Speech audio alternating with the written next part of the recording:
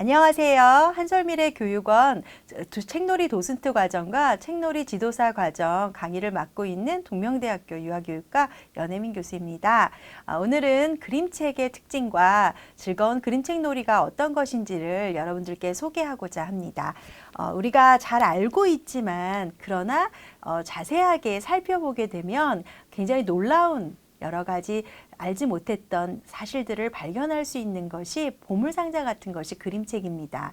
그림책은 우리가 주로 아이들을 대상으로 하는 매체로, 교육 매체로 많이 인식을 하고 있는데요. 최근에는 글과 그림이 어우러져서 제3의 텍스트, 제3의 이야기를 구성한다고 해서 아이코노 텍스트라는 용어를 사용하면서 예술 매체로 바라보고 있습니다. 그래서 그림책에 나타나 있는 그림의 요소가 어떻게 제시가 되어 있고, 그 다음에 그 그림과 글이 어떤 관계를 맺고 있는지, 그리고 글은 어떤 식으로 제시가 되어 있는지, 그리고 글과 그림의 그 관계 속에서 어떤 것도 떨어지지 않고 두 가지가 다 연결되어서 이야기를 촘촘하게 구성을 하고 있죠. 이걸 이제 학자들은 유기적 결합이라고도 말씀을 하거든요. 그래서 이러한 글, 그림, 그리고 글과 그림이 어우러져서 제3의 텍스트, 아이코노 텍스트가 연결되어서 이야기를 구성하고 있기 때문에 이러한 문학적 요소와 예술적, 미술적 요소들이 여러 가지 어우러져서 예술 매체로 우리가 인식을 하고 있고요. 실제 다양한 예술 직업들을 갖고 있는 사람들이 가수도 들어가고 작곡가, 그리고 이런 사람들, 그 다음에 일반적인 다른 화가나 예술 매체, 예술가들이 이러한 그림책의 작업에 참여하고 있는 추세입니다. 자, 그럼 우리가 구체적으로 좀 살펴볼까요? 이거는 엄마, 잠깐만 하는 작품이죠. 한솔수북에서 나왔었던 작품인데요.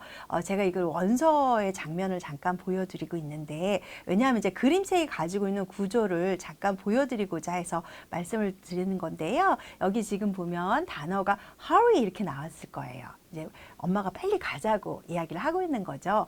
그 다음 장면에는 이제 아이가 wait 이렇게 나와요. 그런데 여기 글씨를 좀 주목해 보실까요? 글씨체를 보시면 글씨가 약간 누워져 있는 듯한 글씨. 그러니까 보통은 선이 이렇게 바로 세워 있는 거하고 약간 사선으로 됐을 때 느낌이 다르잖아요. 그러니까 이 사선 같은 경우는 사실 굉장히 역동적으로 보여지는데 그만큼 이제 굉장히 급하다는 거를 그림과 글이 보여주고 있고요. 또 글의 그 타이포그래피를 통해 가지고 이 내용을 좀 더 명확하게 이해할 수 있도록 이야기의 구성을 보여주고 있는 거죠. 제가 이제 아이코노 텍스트를 설명을 드리기 위해서 보여드리고 있고요. 여기서 지금 뭐 하루에 한 단어밖에 없지만 전체적인 상황에서 지금 어떠냐라고 했을 때 그림에 보시면 엄마의 직업이 약간 드러나실 거예요. 일단 엄마가 직장을 다니신다라는 걸 느끼실 수 있을 것이고요. 그 다음에 이 엄마가 지금 바삐 움직인다는 걸 뭘 통해서 알 수 있어요? 지금 바쁘다, 늦었다, 급하다 이런 느낌을 갖게 하는 것이 시계를 지금 보고 있죠. 그런데 재미있는 건 아이예요. 지금 이렇게 손에 붙잡혀서 가는 아이의 모습 보세요. 아이는 어디를 지금 보고 있나요? 네, 그 강아지를 지금 지켜보고 있죠. 우리가 이 아이가 강아지를 보고 있다는 걸 어떻게 알 수 있나요? 지금 그림을 보면 아이의 눈이 어디로 향하고 있죠? 강아지를 향하고 있어요. 이게 눈에 두두두두두 이렇게 보여지지 않지만, 보여지는 선으로 드러나진 않지만 우리가 책을 통해서 충분히 인식을 할 수 있죠. 이걸 일종의 뭐라고 하냐? 방향선이라고 해요. 작가가 그림을 그릴 때 독자가 이렇게 인식했으면 좋겠다, 이렇게 봤으면 좋겠다라는 거를, 그러니까 이렇게 볼 것이다라는 걸 예상해서 이제 그림들을 내게 되는데, 그러한 그림들을 자세히 살펴보고 읽어내는 것이 여러분 굉장히 즐겁고 재미있는 작업이 되실 수가 있거든요. 왜냐하면 이야기의 이제 중요한 요소들이기 때문에 그렇고요. 요게 이제 다음 장면 보시면서 계속해서 말씀을 드리면. 여기 wait라고 나왔죠. wait의 글씨는 앞에 글자하고 달라요. 즉 둘이 대화한다라는 걸 우리가 글자의 모양을 통해서도 알 수 있죠. 지금 이제 왜 기다리라고 했을까요? 강아지하고 인사하고 하려고. 그러니까 이것이 상황을 통해서 보여지게 되는 거죠. 그래서 이러한 글과 그림이 어우러져서 어떤 이야기를 구성한다라는 것이 그림책이 가지고 있는 특징이라고 보실 수가 있습니다. 사실은 이제 그거 외에 그림책이 가지고 있는 특징을 자세히 살펴보시면 정말 재밌으신데요. 사실 이게 다른 타사의 책이긴 하지만 여기 보면은 이 담이라는 책이에요. 이 책에 제가 많이 보여드리는데 지금 곁에 겉지가 있죠. 겉지 떼시면 그림이 달라요. 그쵸?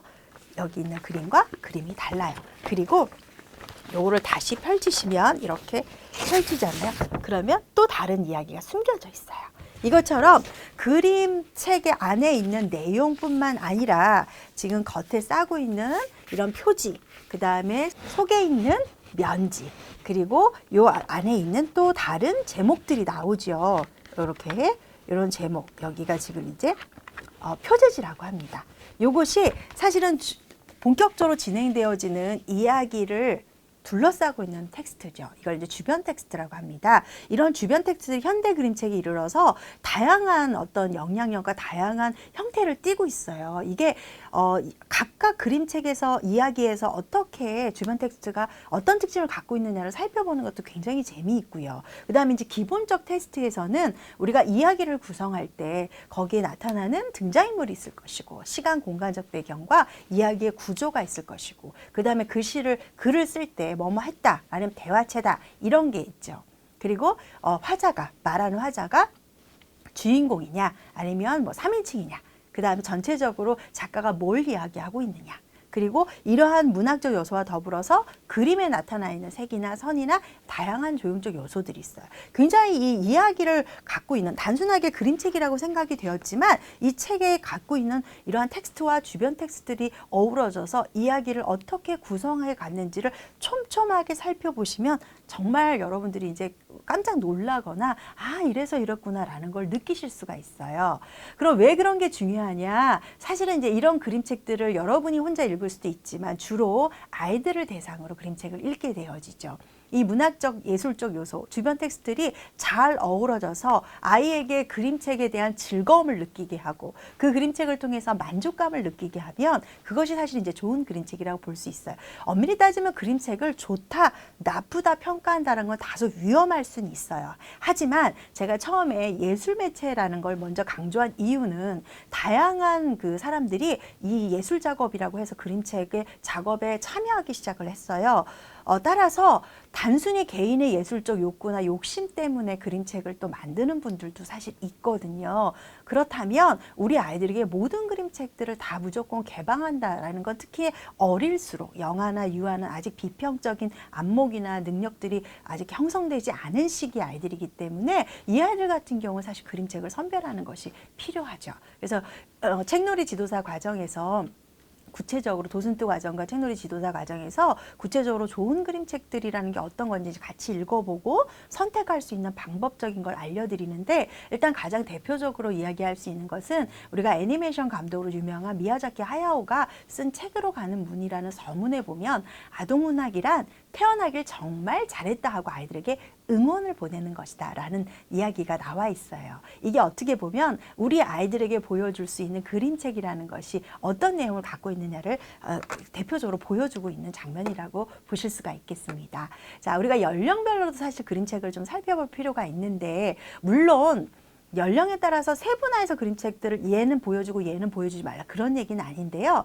그림책은 일단 기본적으로 아이들에게 오픈하고 원하는 대로 자기들이 흥미에 따라서 읽는 건 맞지만 실제 아이들하고 활동하고 놀이를 할 때는 가장 효과적으로 아이들의 그림책을 놀이할 수 있는 방법은 그 아이들의 수준과 특징과 그 다음에 아이들의 발달 과업에 따라 이제 보여주는 것이 중요하죠. 그리고 유아들 같은 경우 이제 좀 더 다양하고 그 다음에 좀 더 아이들에게 개방적으로 비평적 안목을 기를 수 있도록 개방적이면서도 동시에 좀 더 깊이 그림책을 보여주는 게 중요한데 그러나 놓치지 마셔야 될 것 궁극적인 우리의 목적은 영아와 유아동 모두 그림책을 통해 즐거움과 감동을 느끼는 게 우선인 거죠. 무엇을 배워야 되고 알아야 되는 게 사실 중요한 게 아니라 이 부분이 중요하다라고 볼 수 있고요.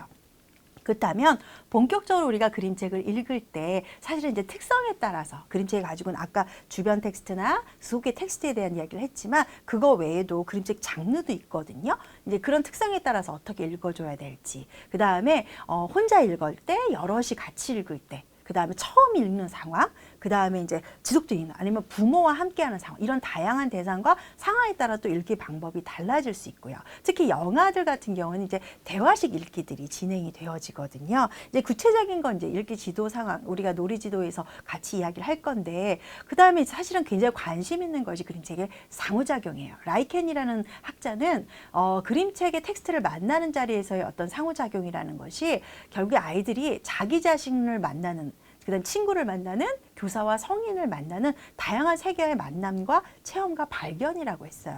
그렇기 때문에 이러한 다양한 세계의 만남이 이루어질 수 있도록, 아이들이 적극적으로 그림책 읽기에 참여할 수 있도록 교사나 성인은 적절한 발문을 통해서 안내하고 지원하는 것이 중요할 수밖에 없겠죠.